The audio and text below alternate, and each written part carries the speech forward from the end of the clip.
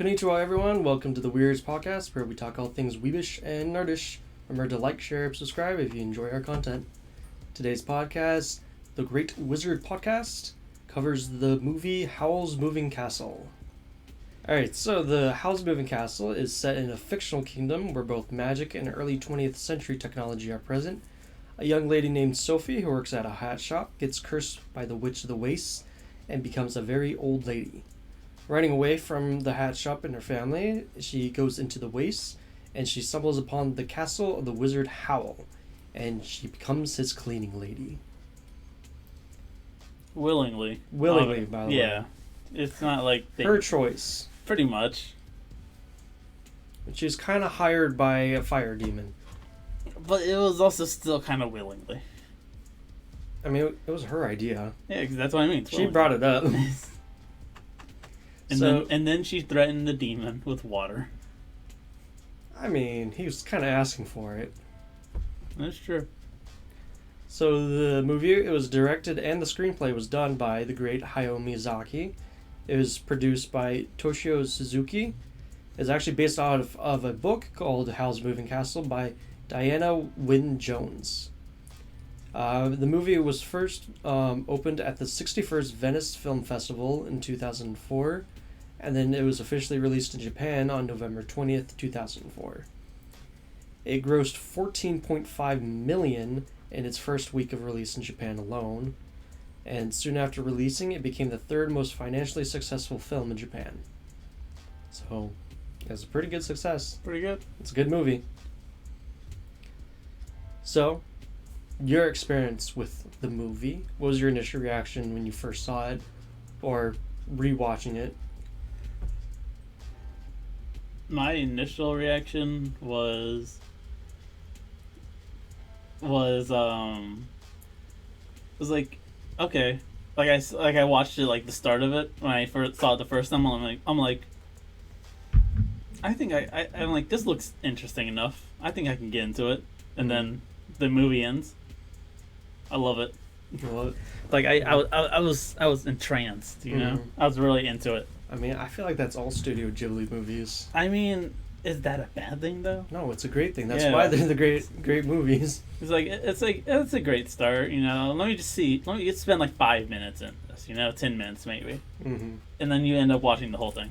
What I think, what's really great, you know, about this movie especially, is that the imagery is really good. Like, even with the simple scene of her just working on hats, it looks such great art. It just draws you in. That's true. I do agree. And also, like, the first scene is, you know, how taking her up and walking her through air. So, I mean, it gets you the first few scenes of the movie. They had you at the start, but then they made that scene better. Yeah. They had you at the start, they had you at the middle, they had you at the end. And for anyone who has watched the movie, yes, that guy's mustache does scare me too. Yeah, the guard that was hitting on Sophie, and yeah, his mustache, it's the Monopoly Man mustache. It's in my opinion, it's too pointy. Yeah.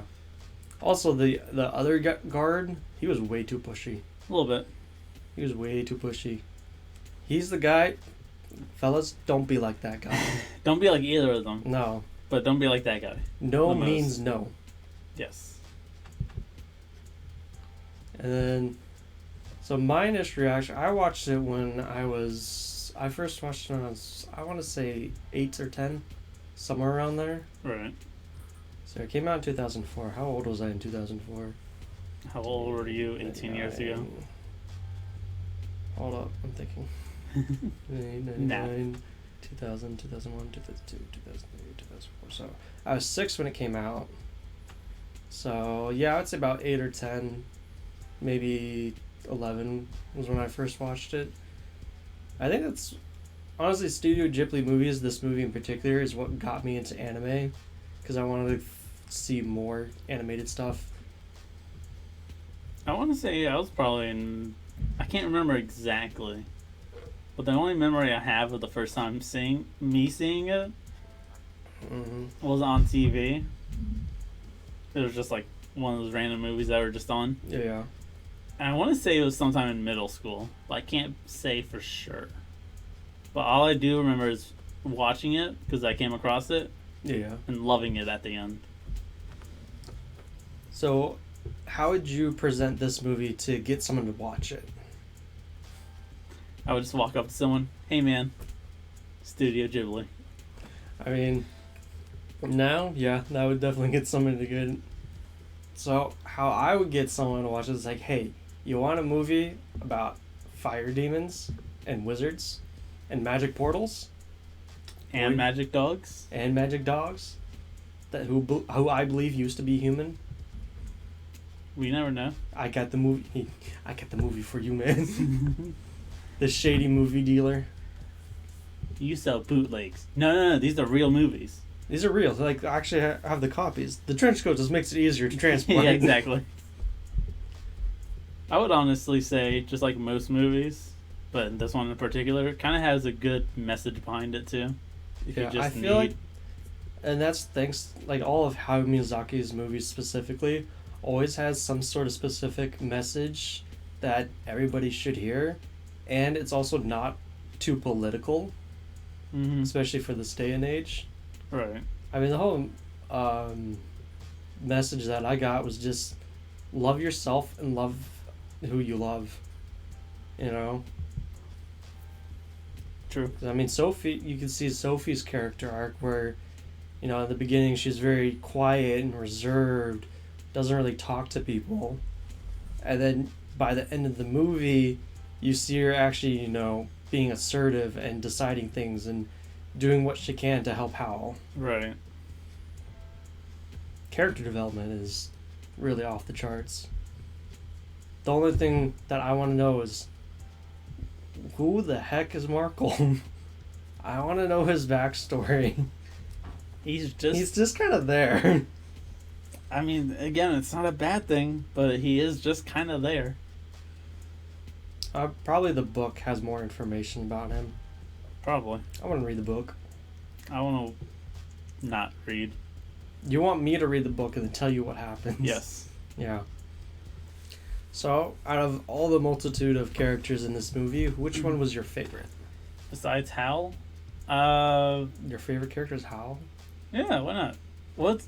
He's a pretentious... You just said his name and I can't remember. What's the fire demon's name again? Calcifer. Yeah, there we go. I like him. I've not said his name yet. I thought you did. I said Markle. Oh, well, you also said fire demon. Oh, that's what got me thinking. That's what got me thinking of him. Yeah, Calcifer. Yeah, Calcifer. I like him. He's kind of minor major, but it's just when he does have his screen time. He's a major character. Yeah, he plays a major role in the movie. Right. Spoiler alert, he has Hal's heart. Spoilers. Yeah, I like him as a character.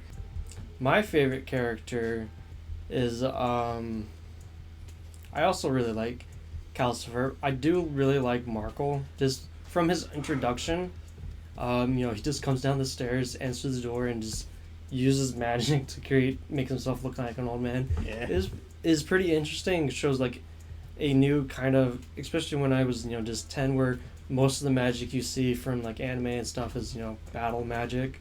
So it's this like a kind of different form of magic you could do that I didn't see too often as a kid. Right. And you came down the stairs and the first thing you did was, where did this strange lady come from? Who is this lady? Oh, right, I gotta go answer the door. Hold on, I'll deal with her later. And then when he comes, it's like, what are you doing here, Grandma? All right, what you can stay, just don't touch anything. And what does she does? Touches everything. Literally, because she cleans it. Yeah. My favorite movie of the movie to quote is when they're about to eat breakfast and he brings out like they bring out all the food, all the eggs and bacon stuff. Yeah. And then he has two spoons and a fork. He's like, here, pick one. You only get one because the rest are dirty. He's like, I got the work cut out for me. Yeah. If those are your only clean dishes that you can use, and those are considered clean, there's an issue. There's an issue. I don't know how they survived without it. You have all this magic in the world. You literally can turn your moving castle into whatever you want. How is it this dirty? Hey, people are lazy. It's magic, though. Hey, magic takes energy. We literally have a kid acting as an adult. Takes energy, man. This... I also really like is the a turnip head. That's what's his name. I kept forgetting what vegetable he was. Turnip, the scarecrow. Oh, scarecrow. Yeah, turnip head. I hate turnips. He's trying his best with what he had. He did his best. Mm-hmm. I agree. I also liked at the end when he gets turned back into the prince, and you see him, say his goodbyes to everybody through the crystal bowl, and he's, standing on a stick because he's too used to it now. He's just gone in the sky on a stick. I mean, that takes a lot of control to be able to do that on a stick. I mean, it makes sense of why he was turned to Scarecrow, at least. While I think Hal's a good character, here's why he's not in my top ones for the movie. Okay. Just from, he has a cool introduction, very classy gentleman. And then it gets... Classy gentleman just casually walking through the sky. Yeah, no big deal. Very, very classy. For Magic Era, very classy. Hey, it worked, didn't it? Yeah. It worked at the end. It worked very well. And then his character kind of got ruined for me when he, kept acting like a little pretentious drama queen. True. And then, I know he has character development and, he's a good character, but that scene just makes me laugh. Because he throws a tantrum, gets covered in green goo, and, his bath towel falls off, and Sophie's like, eyes forward. Eyes up, eyes left, eyes right. Don't you dare look down. I may be an old lady on the outside. I'm still a young lady at heart. But my third favorite character has got to be Sophie, obviously. Obviously. Yeah. Who is your least favorite character? The only character I can think of that I can consider my least is kind of a minor character, and that's being the mom, because I can't think of any other reason of why she's in the story, if that makes sense. Well, I mean, the first part of her introduction, we get a little insight to her family. Yeah. And then the next time you see her, she's tricking her daughter. Yeah, because I mean, if they had a little bit more time in the movie, they could have Sullivan threatening her. And I mean, it wasn't just beginning tricking her, and then there's resolution at the end. It was just she tricks her daughter, and then she just kind of disappears from the movie. But I think that kind of represents their kind of family dynamic. Right. Because to me, it seems like her mom was the kind of person who just popped in once in a little while and then just left over and had no contact. Yeah.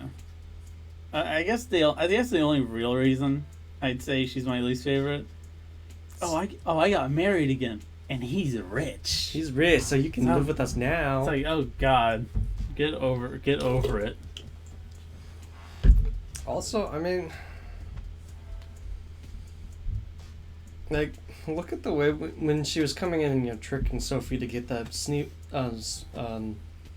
snooping bug into the house. I'm thinking you see your daughter after she disappeared. And then she's an old lady. For a couple days maybe? Yeah. Maybe. More than a couple days. I think it was been a few weeks or something. Not long enough. Enough for the other people from the hat shop to find a new job. Yeah, and not long enough for her to be old. Yeah, definitely not. So, and then she's just like, oh wow, you've gotten so old. It's like, if I, was gone for a while and came to visit my kid and all of a sudden they go from a 20-year-old to a 80-year-old, I'd be going more like, what happened here? What happened here? Are you okay? Is there anything I can do to help? Act more like a parent. But I guess that's kind of like I said, that's kind of part of her character and their family dynamic. Right. Because also look how Sophie, she just took a day trip to visit her sister just to make sure she's okay. Mm-hmm. And that's probably coming from the fact that her mother didn't do that. Fair. And also, Sophie's the eldest. How old is she? Let's do a quick check. Well, she was 18. 18? Mm-hmm. And she went from what, 80? 90. 90? Huh? Well, I think her age fluctuates. Right. So, like, when she's first cursed, she's, like, 90. And then you notice as the movie goes on and she gains more confidence in herself, she gets younger and younger. Right. You know. And then she'll get older and older again. Well, yeah, and when she gets, gets more, like, when Howell took her to the flower blaze and then she's figuring out, oh, he's probably leaving or something. Mm-hmm. And then, she loses confidence in herself. She becomes more of the 90-year-old. Yeah. That's one. Yeah. That's one heck of a curse. Huh? If she's 18, that means she's older. So her sister has to be. I was thinking probably like 16, maybe 17. Running her own. And her sister's probably on her own. Yeah. No wonder she went to go check up on her. Well, I mean, she seemed to be doing fine. Yeah. In my opinion. Interesting. I read that in the book she actually has another sister. Who actually becomes a apprentice of a witch. Okay. Interesting. Very interesting. And so my least favorite character, I gotta say, is the Witch of the Waste. Waste. She's a waste of a character. I mean, the Witch of the Waste of the character. Yeah. I mean, she's a bad guy, obviously, and she was just one of those annoying bad guys. And then when she became a senile old lady, I'm like, why is she still in this story? I liked her. I liked her little puppet guys. Yeah, I liked them when they weren't animated. How they're kind of just slouched over, sleeping. Mm-hmm. They were mood. Especially the one I think it's the first time they're revealed. That one guy who just had his face completely on the carriage, just time for bed. Nope, get to work. Fine. And the way they run. Yeah, the longest stride I've ever seen ever. We got liquid for legs, You do what you want. Pretty much. So, what's your favorite part of the story? Probably, if I had to choose one just off the top of my head, whether it be for the least amount of reasons or the most amount of reasons, probably Sophie's introduction to the moving castle. That whole interaction, where it's like, let me in or not? Yeah, it's like, it's a moving castle, and the Scarecrow's like, hey, come on, it's the entrance. Oh, and she's like, starts chasing it. She said, are you gonna let me in or not? Scoop. It's like, all right, cool, thanks. Oh my soul. She walks in. Chair. Just passes out. Like, not a care in the world. I mean, she talked to Calcifer first. And then she passed out. Yeah. Hey, lady. Hey, wake up. We're still talking here. Whatever. My favorite part of the story is when they went to the king's castle. Mm-hmm. And, and then, they get out, they escape Sullivan before she kills at them all. And so he's like, if you were coming, why did I have to? It's like, but I was scared to come. It's like, that's not really how. It's called motivation. You don't deserve you don't deserve motivation. Also the introduction of the Emperor when he actually walks in. I have new plans for battle. That's some good magic right there. And then he just walks off like, yeah. He doesn't even question it. He's just like, sweet. Like, I'm gonna go back to my thing. Keep up the good work. Such innovation. So wow. Much doesn't care. No. Alright, if you're giving this movie a rating out of 5, what would you do?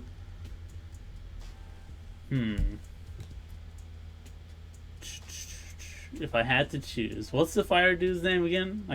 Calcifer. Oh, okay. Come on. I had that in my mind. I had half of that in my mind. Come on, stop dissing Calcifer, man. Yeah, exactly. Come on, man. I heard you butcher his name. At least I remember his name. You want to know what's funny? I actually just forgot, even though you just said it. Calcifer. Yeah, there we go. He's going to visit you in your dreams. I would give the rating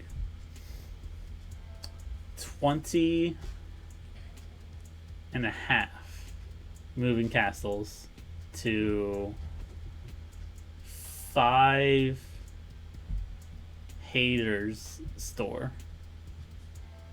The Hatter. I know. I'm just disappointed in you still. For everyone who doesn't know, for some reason, I read Hatter as hater. So. Even though that's not how you spell hater, but you know. Well, that's you can't read. That's my rating. 20 and a half moving castles to 5 Hatter stores. Alright. I got 30 magic potion baths. Okay. Out of 20.575 calcifers. Did you just say 20.57575? Yeah. Okay. Alright, so let's get some interesting facts in here.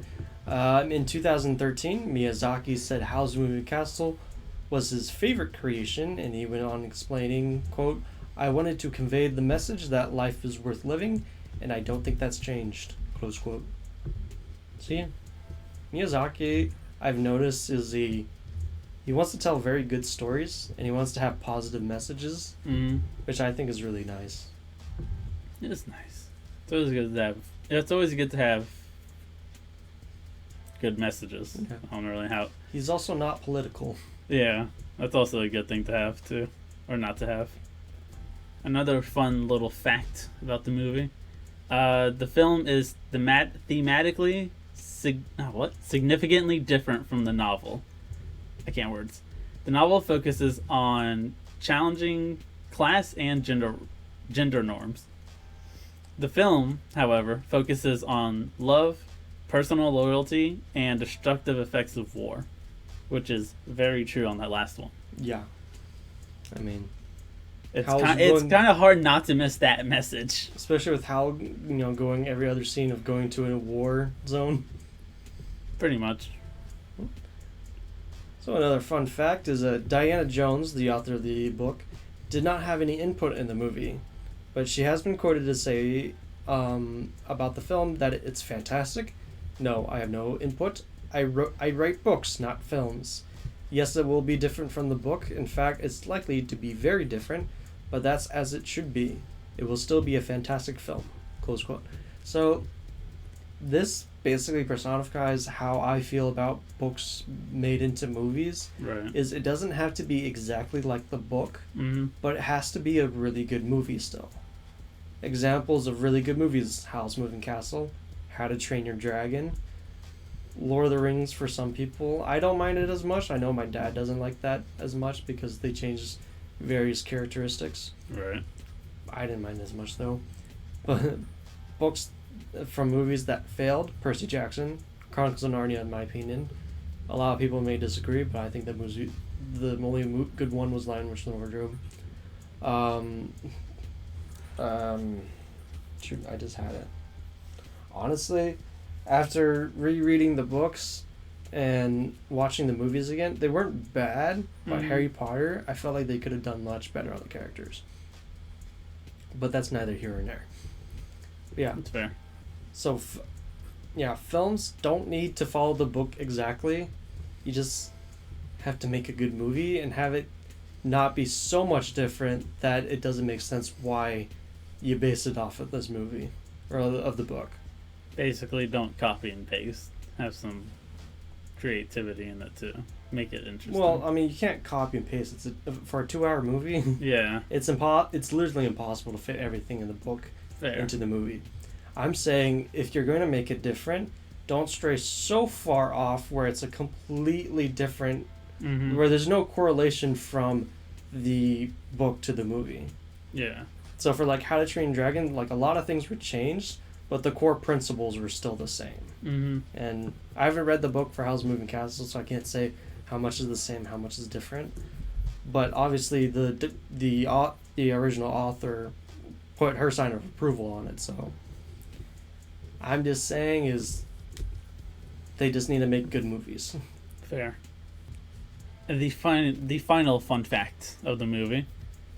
The movie was not set to be released in the UK until autumn of 2005.